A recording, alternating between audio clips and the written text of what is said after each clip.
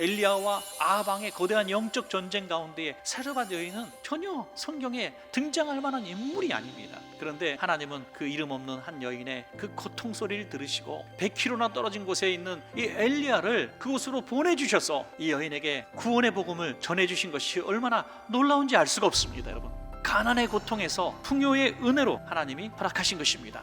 이제 아들과 마지막 양식을 먹고 죽음을 기다리려 하면서 나무를 줍고 있는 그 시간에 하나님은 엘리야를 보내신 것이죠.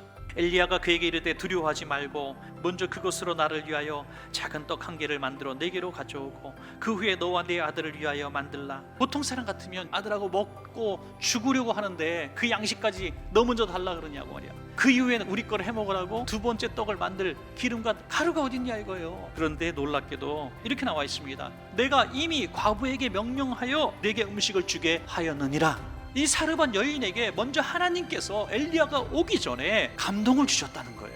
그래서 엘리야를 만났을 때 이 사르밧 여인은 하나님이 내게 주신 그 감동을 주셨던 바로 그분이구나. 그래서 대접했을 때 어떤 일이 벌어집니까? 그와 엘리야와 그의 식구가 여러 날 먹었으나 여호와께서 엘리야를 통하여 하신 말씀같이 통의 가루가 떨어지지 아니하고 병의 기름이 없어지지 아니하니라. 여기서 중요한 것은 내가 대접하면 큰 복을 받으리라 이런 마음이 아니라 어려운 중에서도 하나님이 주신 이 말씀의 감동에 순종했기 때문에 마르지 않는 복을 받은 줄로 믿으시기 바랍니다.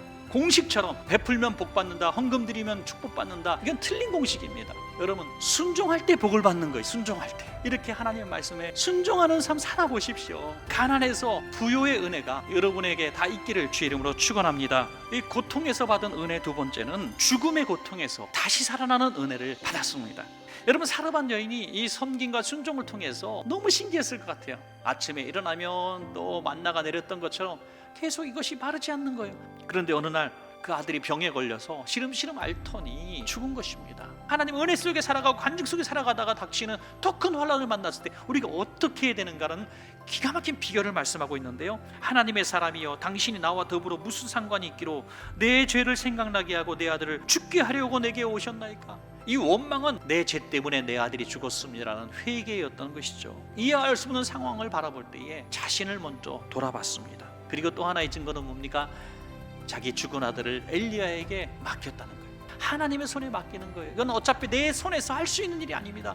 하나님 책임져 주세요.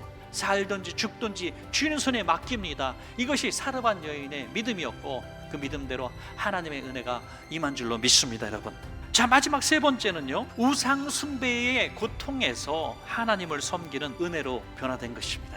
죽은 자신의 아들이 살아나게 되었을 때 그는 놀라운 고백을 하게 되죠.